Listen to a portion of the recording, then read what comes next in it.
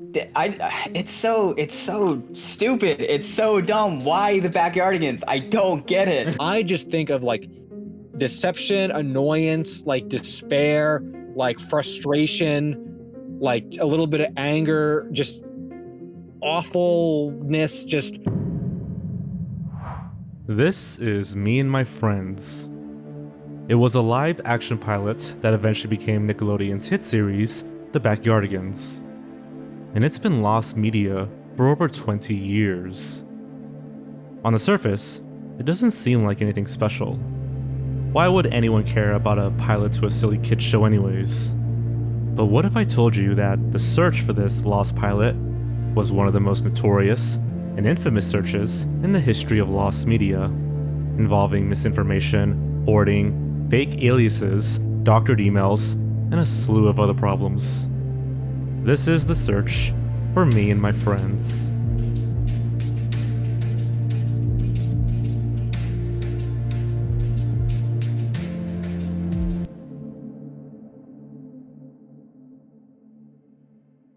Before we can talk about one of the craziest searches in lost media history, there's something you should know. Digging this deep on the internet isn't always safe. Tracking down obscure media and sifting through old forgotten websites can leave behind something of a trail. And that's where Surfshark comes into play. Surfshark keeps your digital footprints completely hidden, keeping your information safe from hackers, data harvesters, or anyone else who might be watching. And it's not just about safety. Surfshark lets you change your virtual location to over 100 countries with over 3,200 servers worldwide. That means you can bypass region locks to access different marketplaces, or simply surf the web without limitations. Plus, with Surfshark One, you'll also get antivirus protection, breach alerts, and an ad-free private search tool to keep distractions out of the way. Best of all, you can protect unlimited devices with one account, so your entire household is covered. So if you're ready to browse safely, head on over to surfshark.com/Jorge, that's Jorge, or use the code Jorge at checkout to get 4 extra months for free. Click the link in the description below and start your search with Surfshark today. Thanks again to Surfshark for sponsoring this video.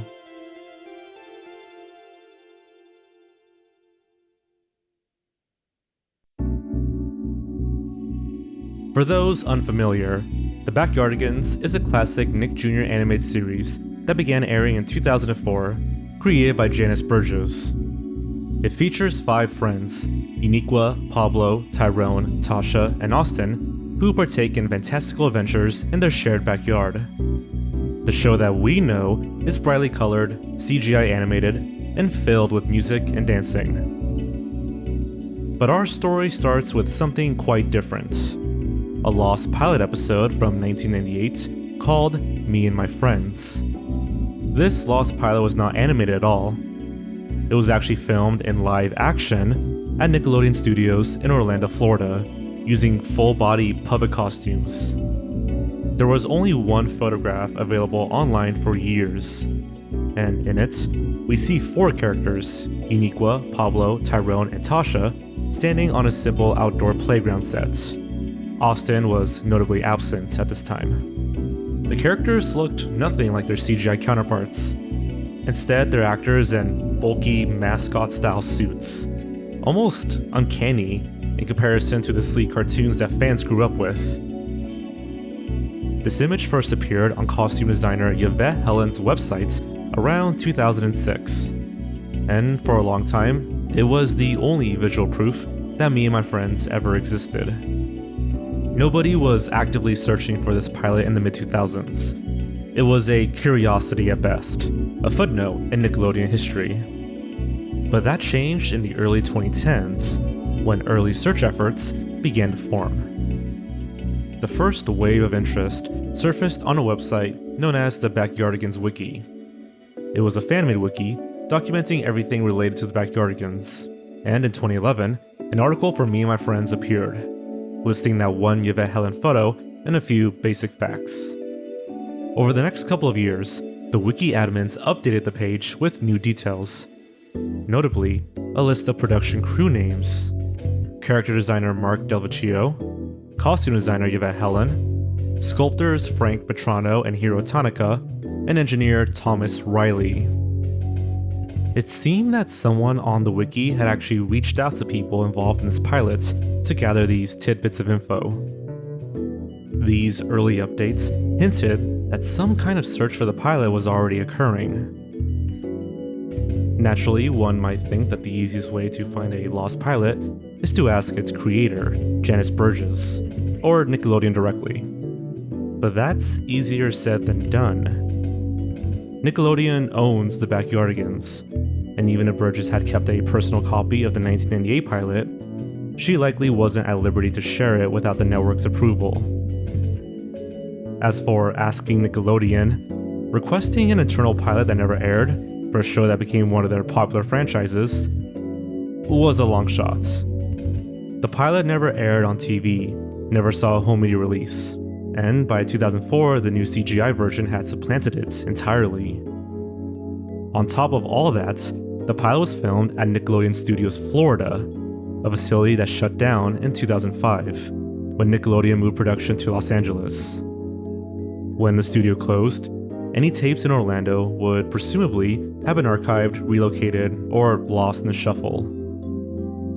With Nickelodeon Studios gone, and the whereabouts of its content unknown, the odds of the pilot resurfacing through official channels grew slimmer and slimmer.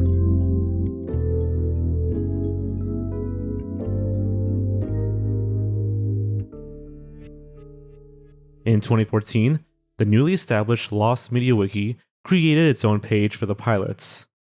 This entry repeated much of what was already on the Backyardigans wiki, but it added something extremely important: actual footage.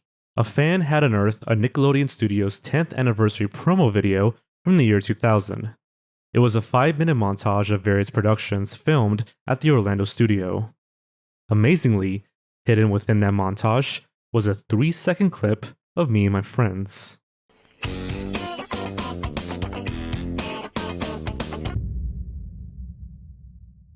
It was brief and had no original audio, but those 3 seconds confirmed that footage of this pilot did exist, and that was huge. Just as the search seemed to be gaining momentum, something perplexing happened. In mid-2016, the Lost Media Wiki article for Me and My Friends was quietly deleted. One day, the page was just gone. No explanation was given, and for casual observers, it seemed like interest in the pilot had simply died off. After that, the search went dark, at least for a little while. By 2017, Me and My Friends was a long-forgotten relic of 90s Nickelodeon. Mere glimpses of the pilot were all that remained online. Not even the plot was known. But interest in this lost pilot was soon reignited thanks to a YouTuber known as L Supersonic Q. LSSQ was a content creator who made videos on lost media mysteries, and decided to investigate the Backyardigans pilot in a video on his channel.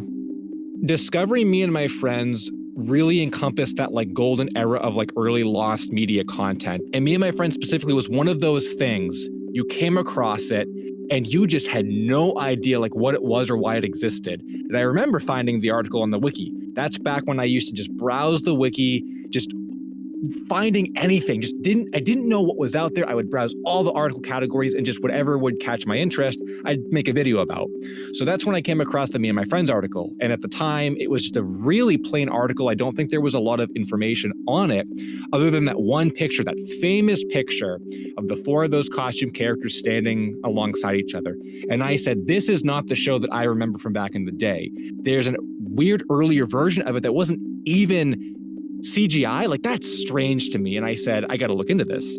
His video recapped what little was known: the origins of the show, the one photo and a brief clip, and the baffling lack of any full footage. Surprisingly, LSSQ's video gained a lot of attention. For a niche topic like a Scrap Nick Jr. show, his video drew considerable views and effectively introduced the mystery to a growing audience of lost media enthusiasts. However, something strange happened. Just days after L Supersonic's video went live, it was abruptly taken down by a copyright strike. Now, typically, if a video featuring Nickelodeon content is struck for copyright, one would expect Viacom, Nickelodeon's parent company, to be the one behind it. Oddly though, in this case, the claim did not come from Viacom at all. Instead, it came from someone claiming to be a lawyer representing an unnamed client. LSSQ was bewildered. He wasn't showing anything in his video that wasn't already online, and what he did show would be considered fair use. So, what was going on? The next day, LSSQ received an email from a Drew Emerson, who purported to be the lawyer that issued the takedown. Emerson claimed that he represented a client who had worked on the Backyardigans pilots. In the email, Emerson alleged that this client had received death threats as a result of LSSQ's video, and that his video needed to remain offline for the client's safety.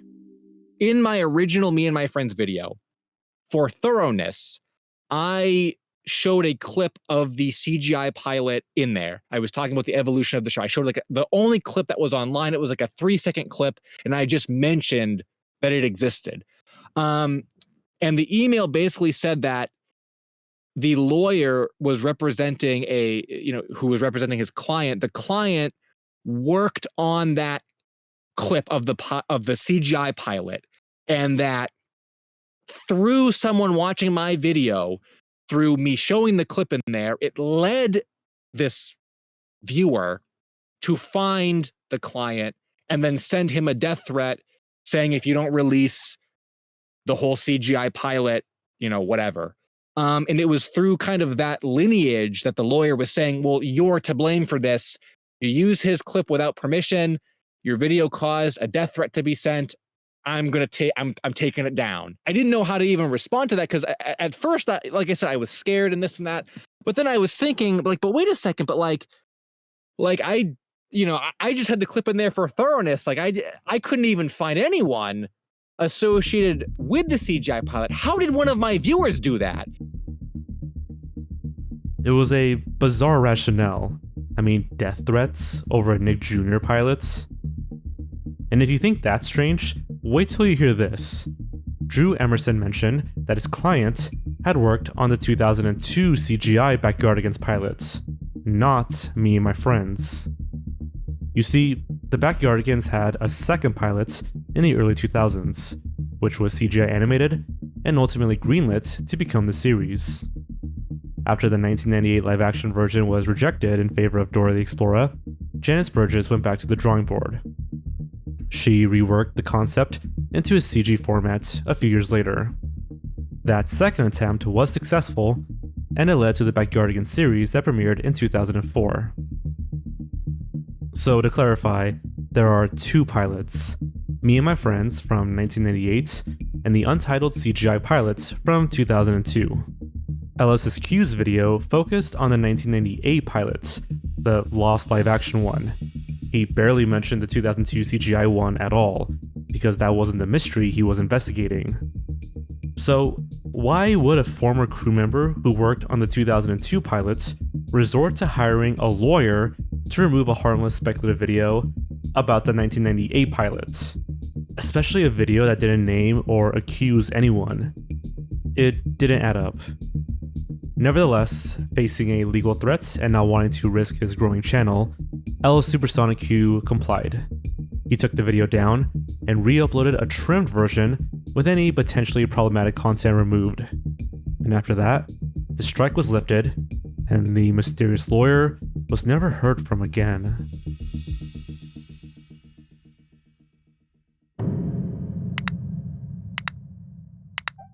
For the next couple of years, the search for Me and My Friends remained largely dormant. No one wanted to revisit the topic out of fear of legal repercussions or respect for the client's privacy. It wouldn't be until 2020 when a new spark arrived from an unexpected source. A new YouTuber named Sewer Reviewer. So it was 2020. I was stuck at home because of the pandemic, so I obviously had nothing to do. I had a pre-existing YouTube channel where I did videos with my friends, but I had to find something else to do, so I started doing Lost Media. And I remembered seeing El Supersonic Q's video about Me and My Friends, and I went back to go watch it and see like what other info can I gather about this, and it was gone. So I was like, okay, that's kind of cool. So now there's an open market to talk about me and my friends. So I made my me and my friends video, and it really took off. I don't think there has ever been a more like important moment within like the, I guess, history of lost media content creators and like the growth of the community than Sewer's me and my friends video.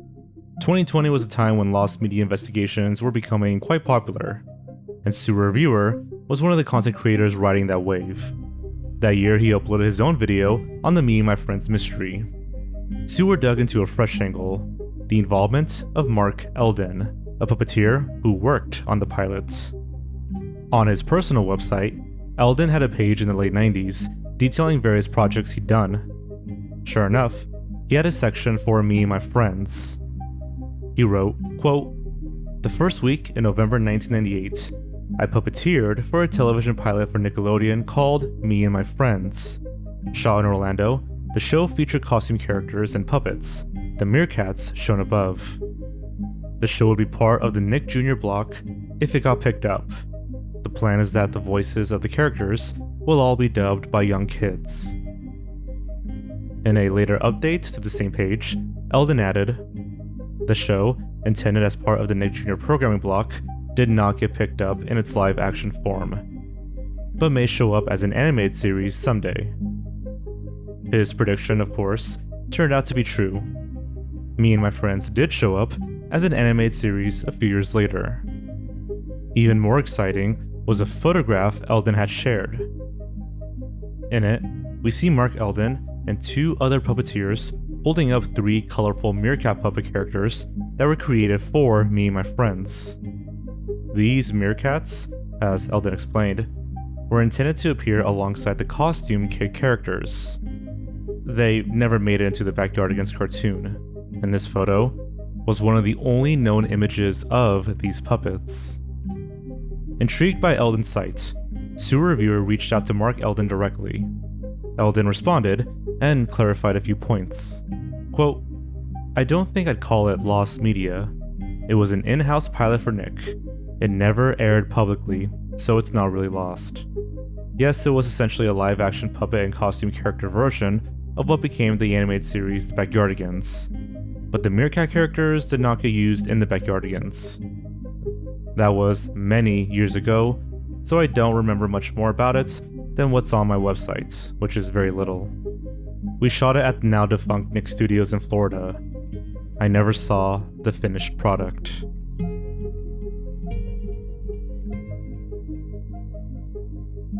Following this, Sewer Reviewer tried contacting more people. He tried to contact crew members of anyone who might have been on sets, and he even got in touch with an agent of one of the puppeteers. But these efforts, according to Sewer Reviewer's account, met dead ends.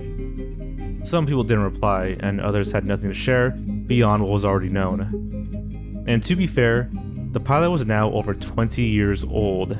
By this point, memories had faded, and many of the folks involved had long since moved on to new projects in their careers. By late 2020, despite Sewer Reviewer's efforts, the search once again seemed to hit a wall. And at this point, the search for Me and My Friends could have fizzled out. But what happened instead is that the search transformed from a solo quest to a full-blown team effort.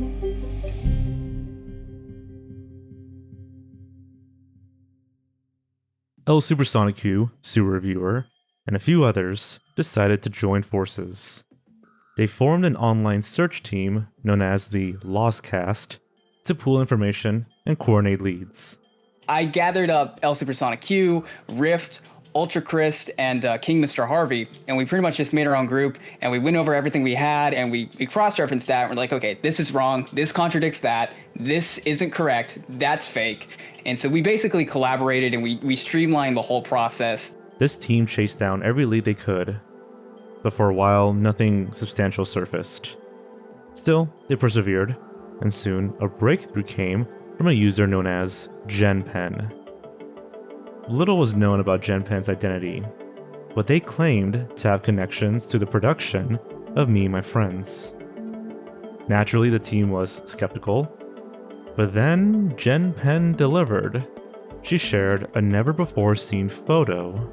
I was blown away. They're like, oh my God, someone out there happened to like come across, our search. They have new content from it and they're going to help us with it. So I was like, this is fantastic progress. Shortly after sharing the image, they deleted them from the chats and insisted that the search team not distribute them further. Respecting Jen Penn's wishes, and fearful of scaring off a valuable insider, the search team complied and invited Jen Penn to the group. Jen Penn sent me 2 photos of one of the puppets next to another puppet, which we had never seen before. And it was like this rehearsal thing, and then immediately deleted it afterwards, saying, this came from the production coordinator. I don't have permission to share this. Please don't save this image. I was like, okay, all right, you're real. Okay, let's do it. I think at the time, the excuse that Jen Penn gave is that it was owned by, or was taken by someone else who worked on the show and he didn't know if he was allowed to share it. At the time though, I didn't think anything strange of that. Like I thought, oh, like that makes sense. I can believe that.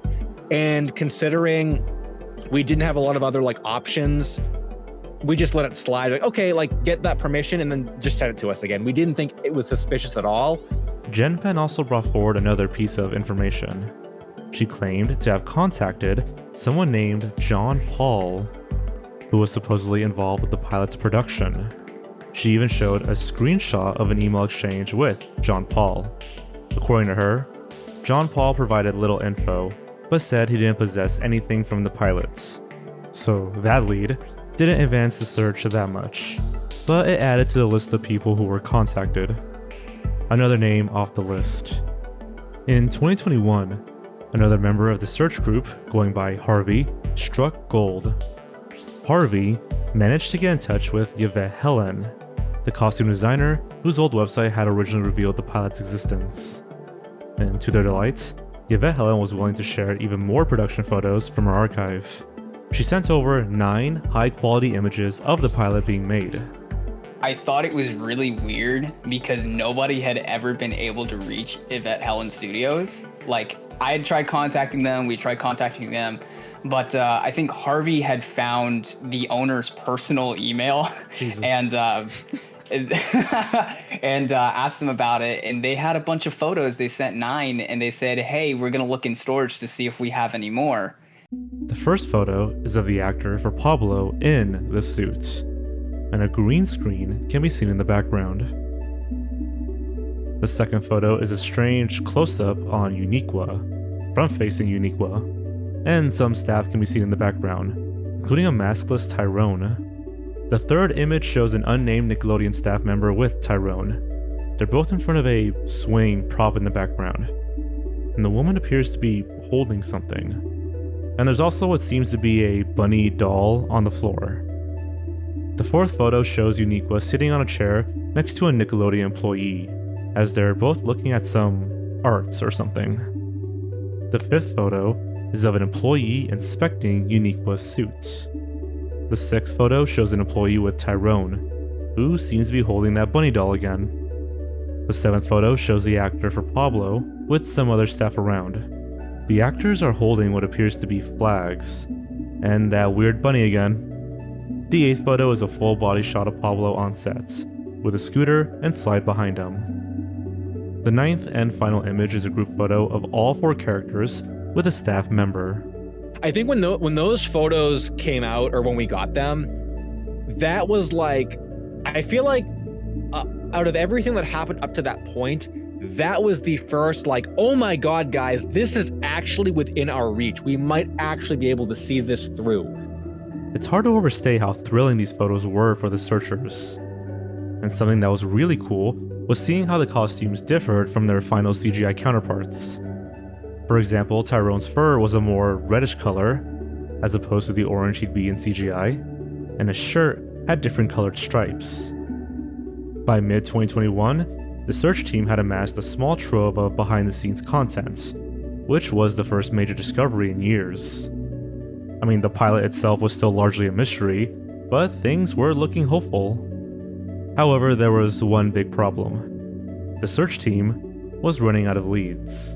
They had contacted virtually everyone they could think of: designers, puppeteers, the director, production crew, and so on. Many of those people had helped as much as they could by sharing memories or photos, but none had, or were willing, to provide the actual pilot footage. The search team decided to consult the people who had started this whole quest years ago, the Backyardigans Wiki admins. These were the folks who had first listed those crew names back in 2013, and who had mysteriously deleted the Lost Media Wiki article in 2016. Perhaps, the search team reasoned, the wiki admins had knowledge or resources they hadn't made public. After all, the wiki admins have been going at this longer than anyone, ostensibly since 2010 or 2011. Maybe they had clues to share if approached directly. So the team reached out to two key admins, Melodolus and Pablor. So to get in contact with them was like, oh my, like now we've hit the peak. We've come into contact with like the biggest faces of the community, and it was like a super group that formed. I felt like we were actually finally getting answers on some stuff, because I mean, here were people who had been searching for it like way before any of our videos, and they actually had results to prove it. So what they had shown was they had given us a list of names and what they had associated with them. Like, oh, this person did this with this thing, they didn't have anything, they told us about this, yada, yada, yada. So we had no reason not to trust them. Now that we had a giant contact list, not only did we not have to waste time finding them, but yes, now we knew, okay, these guys, let's not even bother with. Let's only look for new names. We just kind of had this golden rule to not go back and recontact people, because a bunch of people were already getting tons of messages about it. And I didn't want to come back and be like, hey, do you have anything else? And then them explode and be like, no, I don't have anything. Please stop messaging. So we were just like, okay, we contact them. It's one and done deal. Move on. The admins confirmed that, yes, they had been interested in me and my friends for many years prior. They recounted some of their own search efforts. They had, for instance, reached out to many of the same names, but apparently hit similar dead ends. In other words, the wiki admins claimed they knew nothing that the search team hadn't already discovered. They offered sympathy, but no new leads or materials. This was disappointing, to say the least. I mean, despite their head starts, it seemed that the Backyardigans wiki admins had little of value to add. Or so they claimed. I think at the time, though, I just kind of went with it and said, like, well, it seems to be very obscure and rare. Like, again, like, the wiki articles are pretty barren. They have names, they have contacts, but, like, the contacts just did, I mean, they outright said people they contacted didn't have anything. So I just assumed it was one of these cases where, like, okay, it's so obscure, it's so lost, that it's going to be one of those things where, like, one person that worked on it is going to have everything, and we just have not found that one person yet. And so as 2021 drew to a close, the search for me and my friends stalled yet again. Months passed with no major updates, no new contacts, and no footage. And none of the search team or the wiki admins had any ideas left. It would take someone completely out of the blue to reinvigorate the search once again. Enter Burr Lost Media. Burr's a funny little guy. I love that guy. By 2022, the search for me and my friends had persisted, but it was very dead. It was around this time that a user known as Burr Lost Media quietly began his own investigation. Burr was not originally part of the search team. In fact, he started largely independent. In a way, though, this was a blessing. Burr came in fresh and unburdened by assumptions or baggage that others had accumulated. He just wanted to find the pilots. Burr retraced many of the same steps, identifying who had worked on the pilot and reaching out to them, unaware that many had already been deemed dead ends. But luck favored Burr. Against the odds, he made a breakthrough where others had failed. He got a response from Mark Delvecchio, the original character designer for Me and My Friends. Mark Delvecchio was a significant figure. He's an illustrator and author known for children's books and designs. For the 1998 pilot, Delvecchio had been enlisted to translate Janice Burgess' ideas into visual character designs, and he oversaw the creation of the character costumes. Years earlier, the Backyardigans wiki admin supposedly had tried to contact Devil Chio with no luck. But when Burr reached out in 2022, Devil Chio responded. And he didn't just respond with words, he responded with pictures. I had a friend who had sent me a picture of Burr's new set of stuff, and I was like, what happened? I went to sleep for half a second and then this happens. So naturally we had to reach out to this guy and we're like, dude, where'd you get any of this from? And Burr tells us, oh yeah, I checked with this person. And we were all confused because we're like, we already checked with him. He didn't have anything. What happened? Devil Chio shared several behind-the-scenes photos from the pilot's production. These were images that no one in the search team had seen before. And unlike the on-set photos from Helen, which showed the bright, lively stage with actors and the crew, these new images had an almost haunting quality. I even thought some of them were just like fake or something. I'm like, there's no way someone took a photo of the playground in the low lights, all dark and like, there's no way someone did that. I was really happy. I was grinning ear to ear, and I said, this is just gonna reinforce that dumb stereotype that lost media is scary, and I'm gonna be thrown into that same meme with the spooky talking about a lost episode of SpongeBob. I was grinning ear to ear because I was like, oh, these are cool, but also, oh man. Like, I love the suits on the rack. Like the suits on the rack, that's something you would never see. You'd never see that in the actual pilot. And like the more behind the scenes stuff that we got, like the more I was like super invested. I'm like, oh my God, like. Naturally, the search team was overjoyed by Devil Chio's contribution, but it also raised a question.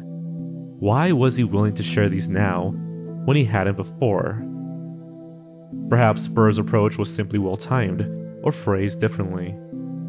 Perhaps Devil Chio felt enough years had passed by that point that there was no harm in sharing behind-the-scenes tidbits. Regardless, this marked the first major find in months for the team, and it validated the idea that recontacting old leads might prove useful. I think at that point in the search is when I started questioning things, not like super heavily, but I started getting a little like weird feelings about the whole thing. I think it kind of stemmed from those photos that Burr got, the liminal photos. It was at that moment where we realized we could contact old people if we wanted to and ask if they had anything that they didn't have before. Around this point, the search team had splintered. El Supersonic Q, Mr. Bones, and War Turtle decided to form a sub-team to pursue old leads. One of their targets was none other than Laura Kingsley, the director of Me and My Friends. To their surprise, Laura Kingsley responded to their inquiries.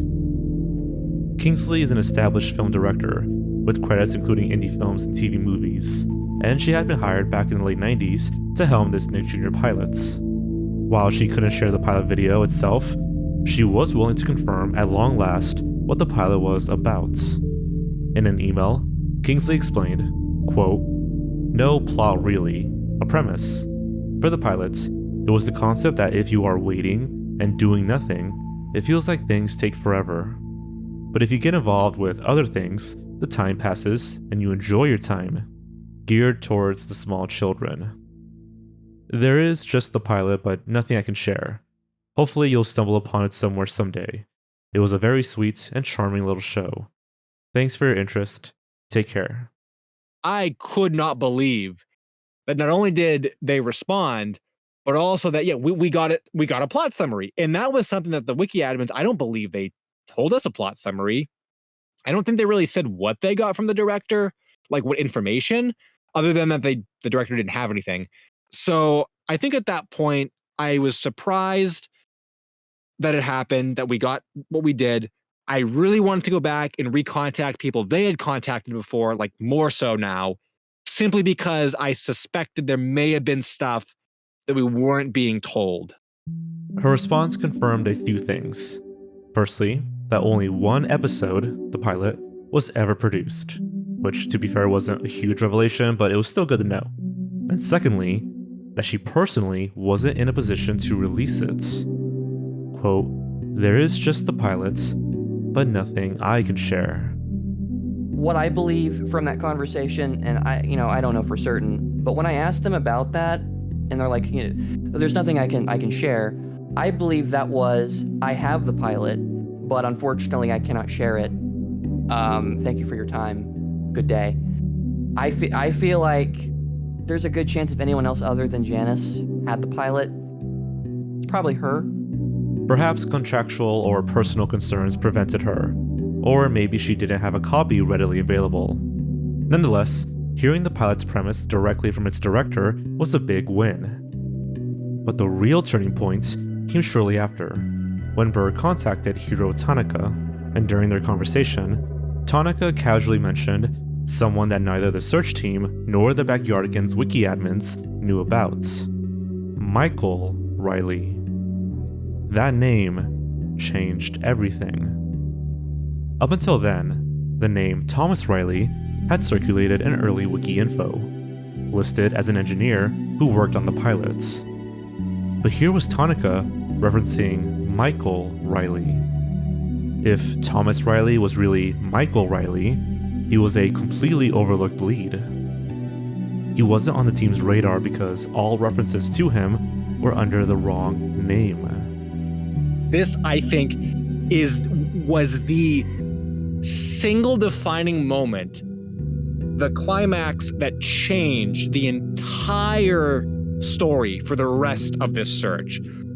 I could not believe that not only was there a name that no one had found before, which in itself is like, oh great, like we found someone new to contact. But I think it was at that point where the thread started unraveling. And we were all shocked by this because, like, how does that happen? How does that can't just be a mistake. And the wiki admins are very, very stingy and very particular with their articles. If there's something that's wrong on their page, they're gonna instantly make sure that it's right. So to see such a small discrepancy there for so many years on a very popular page on their website is just weird. Burr wasted no time in tracking down and contacting Michael Riley, and he provided what would be the most definitive proof of the pilot's existence so far. Michael Riley replied and provided photos of the actual physical tape of me and my friends. Seeing the tape for the first time was the most amazing thing because, oh my goodness, there's actual proof of it. It's right there. We are so close. And then seeing that there's a second tape, just immediately a flurry of emotions because, okay, cool, now there's two of them. Okay, which one can we get? And I just remember, I just have a vivid memory. I was standing in the mall outside of Five Below, the Five Below store, and I was on my phone. I saw those photos. I wanted to run into Five Below and tell everyone in there, guys, me and my friends was found. We got a tape. I remember just an out-of-body experience wanting to tell the people in the store that the search was over. This was the first time anyone outside of Nickelodeon's circle had seen the tape itself. The pictures showed a professional video cassette with a Nickelodeon label and the title Me and My Friends, and a date from 1998. The rehearsal tape presumably was a separate tape that contained practice footage or test shots from October 30th, 1998, just before filming. This was concrete, indisputable evidence that a tape existed, and Michael Riley had it in his possession. The search team erupted in celebration, but something didn't sit right. If Michael Riley had a tape, and even a rehearsal tape, why hadn't the team heard of him until now? Where did the admins of the Backyardigans wiki even get the name Thomas Riley from? And how did they supposedly contact someone who never existed? But here's where it gets even stranger. Right after Michael Riley had surfaced, something odd happened on the Backyardigans wiki. For the first time since 2016, the Me and My Friends wiki article was edited. The name Thomas Riley was corrected to Michael Riley. This edit was made by a mysterious user named Augie. Want to know something extra weird? Well, the page had been locked for years, and an admin, Melodious, had to specifically lift the protection so that Augie could make this single correction. Well, what was really weird about it was the wiki page couldn't be edited. The admins had locked that page because it had gotten so much traffic. So we checked the history, and basically an admin had to have unlocked that page, allowed that edit, and then relocked it just for someone to change that name to something that only we knew, just to mess with us. The search team invited Augie to a private chat to find out. In the chat, Augie claimed that he too was doing his own investigation and had contacted a former Nickelodeon Studios art director named Greg Santoro, who provided a new behind-the-scenes photo from the pilot. Augie shared this photo, but soon after, he unsent the photo and disappeared. He then went silent and stopped responding. Augie showed up with this brand new name that only we knew, supplied us with a new picture, and then disappeared mysteriously into the wind. And after that, after they pointed out that he had a tape, we never heard from Augie again. Meanwhile, Michael Riley's trail was cooling off as well. After initially being very helpful by sharing the tape photos and expressing interest, Michael said in late 2022 that he was in talks with an old Nickelodeon producer about possibly releasing the pilot. This sounded promising. Maybe he was seeking permission to get the content out there legally. But after that message, Michael Riley also went dark. He never followed up with the searchers. Attempts to reach him again failed. Right at the very, very end, that's when he stops responding. And the only conclusion, and we have talked about this with each other for hours on end. I think nearing the very end of like the last step that would require to get the tape digitized, I think Augie sniped him, used his email, sent him emails. I have no idea what he could have said in those emails. Maybe something made up like we were going to profit off of this. Maybe something made up like those guys are bad dudes. Don't do this. Who knows? Who knows what was said? I strongly believe that Augie took the email address that was posted in our private group chat, sabotaged it, and then just laughed at our displeasure. So when Burr asked if he could share it, he wanted to. He was very excited that people were interested in this, and he's like, yeah, sure thing. Tell you what I'm going to do, guys. I'm going to get in contact with an old producer friend, Nick, and I'll get back to you on whether or not I can share this or not. But I'm really excited about this. I'll keep in touch. And that was the day that we got that information was, coincidentally the same day Augie joined, and he saw all this information. So after that, silence. Nothing. We messaged him. We're like, hey, is everything okay? Is there an update you could give us possibly? And I feel like that if, for whatever reason, this producer individual that he knows was like, sorry, man, you can't share this. He seemed like the kind of person who would be polite enough to just let us know, hey guys, I'm sorry. Unfortunately, I just can't share anything. But I hope, good luck in your search. He was so open. That was the weirdest thing to us. He was so open about this, but all of a sudden he just ghosted us. That's weird. So by the end of 2022, the search had hit a bittersweet milestone. They had proof the pilot was out there in private hands, yet it remained unreleased. Unfortunately, as 2023 rolled in, progress was at a standstill. Leads had gone cold or silent. The team had contacted virtually everyone known to be connected, and had even uncovered previously unknown personnel. Little did they know that the biggest revelation was about to unfold.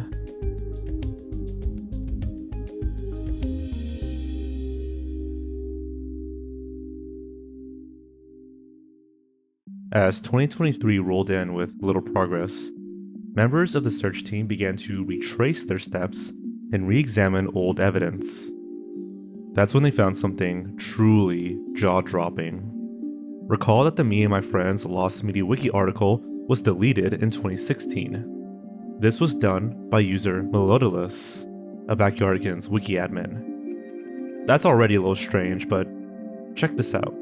When an admin deletes a page, they can also leave behind a reason or a comment. The searchers discovered that in the page deletions log, Melodious left a brief comment. It read, "The admins at the Backyardigans wiki all have a copy. Most content on this page is false, and it is appearing in search results in place of our own work. The admins at the Backyardigans wiki all have a copy." This one sentence recontextualized the entire search. If true, it meant that as of 2016, the very people running the Backyardigans wiki already possessed the pilots. We were so mad. there was no reason for it to be that complicated, and we were just like, what the heck? These people talk to us directly. Why are you lying to me about the Backyardigans pilot? It's not that serious. Needless to say, blew our minds. I mean, I think it was at that, I always say, it was at that point they became Heisenberg. It was at that point we were like, our jaws were dropped. L did not want to believe it. He just refused to believe it. He didn't want to think that they would do that to us. I couldn't wrap my head around like what, and I guess it was just like, you know, me being misguided. I thought when Sewer asked them, "Hey, we're looking for the pilot. Can you help us?" I feel like a normal person's reaction would have just been, "Oh, I have the pilot. This guy's asking me to help find it. I'm just going to ignore him." Like I thought it was more realistic that if there had been anything going on, they never would have joined a group chat. They never would have talked to Sewer. They would not have really like made themselves accessible. They would have just kind of like stayed in the shadows. They were trying to misguide us, but I never even really thought like, that takes it way too far. I didn't think like, why would they go so far to try to misguide? Like that just seems like, what a waste of energy. The search team was floored. For years, they had believed that the Backyardigans wiki admins were fellow fans wanting to find the pilot just like them. Instead, they were eavesdropping on the search team to make sure they couldn't find the pilot. If the wiki admins had the pilot all along, it would explain a lot. Remember the user Jen Penn and how she had shown an email chain with John Paul, a supposed crew member, claiming he worked on the pilot? Well, Burr Lost Media had independently reached out to John Paul via a different route, and John Paul flat out denied ever working on the show. He said, "I was working at the studio but didn't work on that show." It was discovered that the email Jen Penn provided was fabricated. In short, Jen Penn was feeding them false clues just to get in on the search team. Then there's Augie Town, and the email he showed from art director Greg Santoro. L Supersonic Q compared it to an earlier legitimate correspondence he'd had with Santoro, and found that the two email addresses did not match. It seemed Augie forged an email to back up his story. And then there's Drew Emerson, the supposed lawyer who took down El Supersonic Q's video. If he was indeed one of the admins in disguise, they needed to snuff out public attention that might lead people to pressure them to release the pilots. All signs pointed back to the Backyardigans wiki team. It became clear that these anonymous accounts were almost certainly sock puppet accounts used by the admins. And the motive? To embed themselves in the search effort and mislead it, thereby protecting their hoarded copy of the pilots. The next burning question was, why? Why all this secrecy and effort to hoard a 14-minute preschool pilot? What did these admins stand to gain? Aside from perhaps bragging rights among themselves that they had something no one else did? The search team had their suspicions, but they needed more info on how the admins got the pilot in the first place, and we'll get to that in a moment. After this revelation, El Supersonic Q and others decided to go public with their findings. LSSQ created a comprehensive 2-part documentary on YouTube exposing their ruse. In these videos, he laid out how the wiki admins misled everyone, from the fake lawyer to the fake helpers, Jen Penn and Augie. The immediate aftermath saw the Backyardigans wiki website vandalized by furious users, turning it into a battleground of memes and accusations. The wiki admins tried locking pages and maintaining order, but their credibility was shattered. On social media and forums, people skewered the hoarders for their behavior. And there were memes, a lot of memes. After all, this was a ludicrous amount of drama over a children's pilot.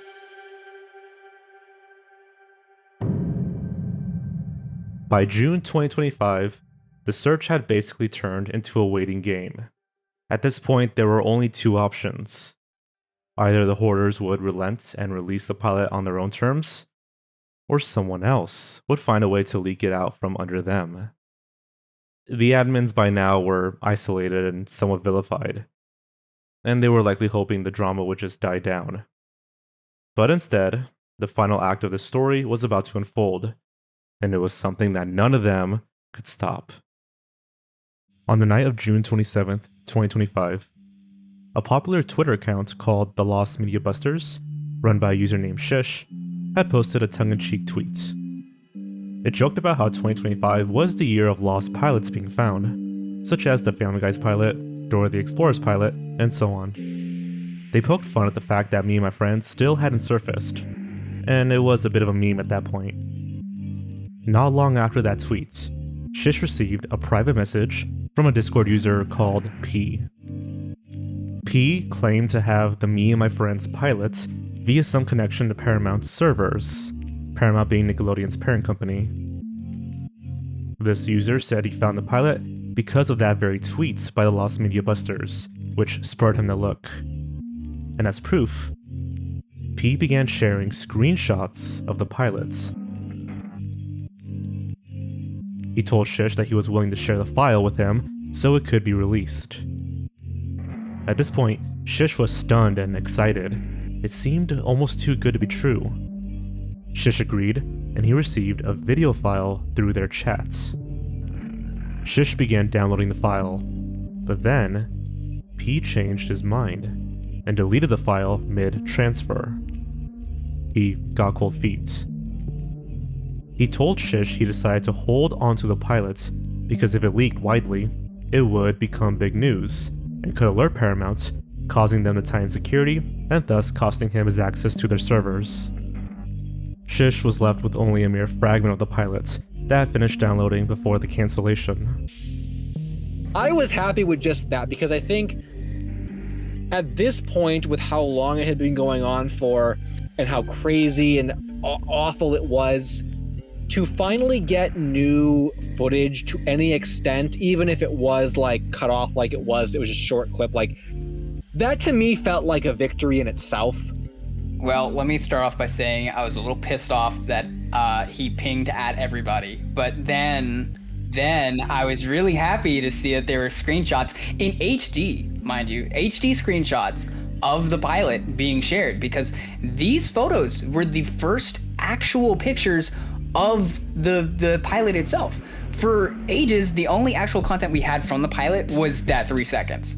All the other photos that we had actually received were just behind the scenes production stuff. Like, this was the actual first images from the pilot itself, and that was just so crazy. No, he suddenly did a weird like 180 and started talking about, oh, I'll get in trouble if I do this. And he's not talking about like fucking Paramount or something. He's talking about like some other unknown entity. And he was like, I just can't sacrifice or whatever. You guys just have to trust me on this. So I hop in VC and I'm like, this better be good. And he sends 3 pictures, never before seen pictures of me and my friends, not set photos, actual screenshots of the pilot. Past beyond the 3-second clip that's burned in my frontal lobe. Actual pictures of the characters moving around in the actual production and the sweetened master tape splash screen. It was a strange night. I remember being notified about it in a Discord server I'm in. We were talking about it the rest of the night. Who was this P person? Was he possibly another trick by the admins? Did someone scare him off? Maybe one of the admins caught wind and threatened him too. We braced ourselves for yet another indefinite wait. But then, an anonymous user on 4chan leaked the entire pilot.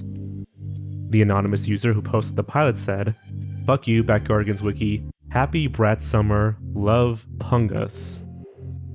To this day, I have no idea what that means.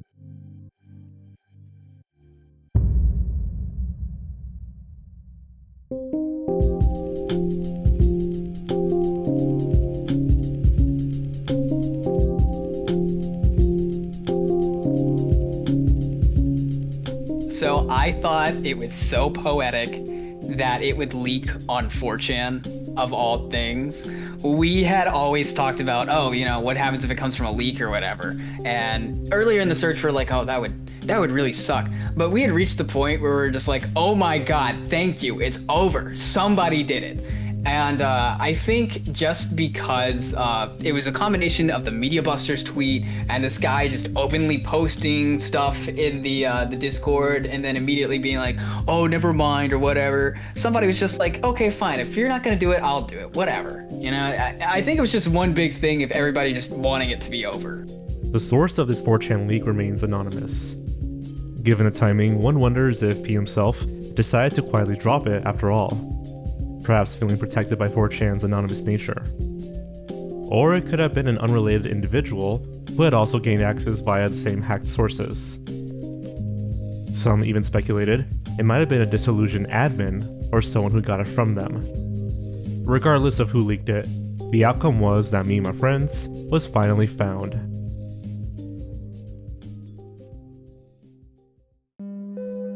Following the release of the pilot, one of the admins, Melodulus, came out of hiding and reconnected with the search team. According to internal messages between the two parties, they originally got the pilot courtesy of another Backyardigans wiki admin, who we'll refer to as K. He is definitely the most like elusive person out of the entire admin people. Some of them I don't even think we've talked to before. They just have no presence online whatsoever. But K is different. K prided himself as the quote-unquote, this is Alex's words, not mine. He deemed himself as a Backyardigans oracle, quote-unquote. They were very pretentious in the community. They believed they knew everything about Backyardigans. Great achievement, by the way. They had everything on the show. It's kind of creepy. Melodulus claims that at some point between late 2015 and early 2016, admins K and Poblor received the pilots due to an unauthorized access into Nickelodeon's internal archive system, known as Nick Central. Nick Central was essentially Nickelodeon's internal digital library or media server, likely containing high-quality masters of shows, pilots, and promos. It's a bit unclear whether they carried out the hack themselves or simply seized the opportunity. Nevertheless, they downloaded the files of not just one, but two Backyardigans pilots, the 1998 live-action Me and My Friends and the 2002 CGI pilots. To understand how serious this was essentially an illegal breach of a company's confidential archive. Once Kay and Poblor had copies of the pilots, they apparently distributed them among the Backyardigans wiki admin team.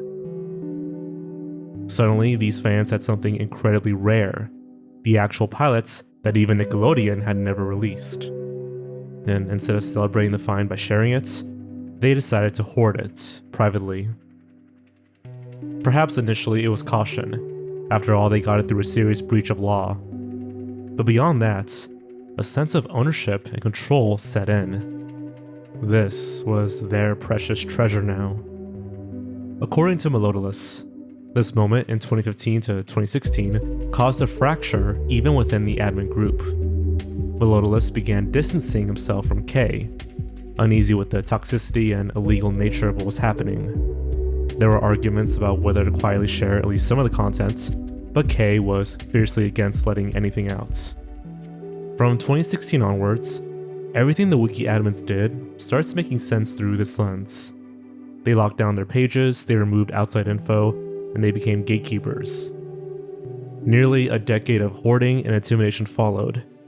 Melodulus later claimed that K would even threaten any fellow admin who tried to release the pilots. Now, for unknown reasons, I'm told that K stepped away from the internet around 2018. he deleted his YouTube channel, his blog, and forum accounts, leaving only a fandom account in existence. It was like he was trying to erase his online footprint. Despite vanishing publicly, Melodolus indicated that K still remained in contact with the remaining admins privately, continuing to urge, or bully, them to never release me and my friends. It had become, in Mel's words, like a prized possession for certain people in that group. So by the time the search team in the outside world was earnestly hunting the pilots, the wiki admins had long had it, and had sworn among themselves to keep it a secret. So they infiltrated the search and sabotaged it so that LSSQ, Sue Reviewer, and the rest would never find it. But in doing so, they inadvertently set up one of the most convoluted wild goose chases in lost media history. The final straw in this saga came in mid-2025, after L Supersonic Q's videos turned public sentiment overwhelmingly against the admins. With K largely out of the picture, and the pilot already leaked online, Melodolus came forward with an official statement, claiming there was more to the story. In this statement, Melodolus confirmed much of what we recounted, that the admins did obtain the pilot through unauthorized means. They were in school at the time, so likely minors or very young adults when this happened. Melodolus claimed that even back then, he felt they should release the, quote, harmless, non-sensitive stuff they found. But others in the group were vehemently against it. He described a culture of gatekeeping and pressure, where even hinting at sharing content would result in frantic messages, threats of doxing, and even late-night phone calls from fellow admins to intimidate him into compliance. He also shed light on P, claiming P was a completely separate person who genuinely found the pilot independently. According to Mel, P might have been threatened by someone as well, which is why he pulled back, though Melodolus doesn't confirm who. I'm glad that it's finally over with, not the search, just for him. You know, with all those admins, I'm glad that they're out of this mess, because it honestly seems like this is a huge case of blackmail. So hold these people accountable for something just because they accidentally got caught up with some guy who had unauthorized access to something you shouldn't have. So I'm satisfied with it. Obviously, it's not mine to judge, but yeah, I'm just happy that it's over with for him, and I hope the best for all the admins and that they can finally be left alone. I wish that this search could have been different. I wish there could have been a different flow of events. I wish Melodius could have turned to the light side sooner. I wish there was more of a fight for fairness in terms of who has it, and why can't it be released, and I just get really sad thinking about the way that this kind of all turned out. And just like that, it was all over. Me and my friends had finally been found. After years of misinformation, private hoarding, fake aliases, and dead ends, the pilot in its entirety was now available for everyone to see, concluding one of the biggest, most eventful searches in lost media history. And all of this for a goddamn pilot show for preschoolers. The ironic thing is, had the admins just released the pilot all the way back then in 2015 or 2016, or had they just ignored the search team, none of this would have blown up. The Nick Central hack would have been buried in internet history. The pilot would have just been online and no one would question it. But because Kay and whoever else was so keen on hoarding it by any means necessary, the search got way, way larger than they could handle. And if the 4chan Anon was really just some guy who leaked it to spite the Backyardigans wiki admins, then they have no one else to blame but themselves. Thanks for watching, see you next time.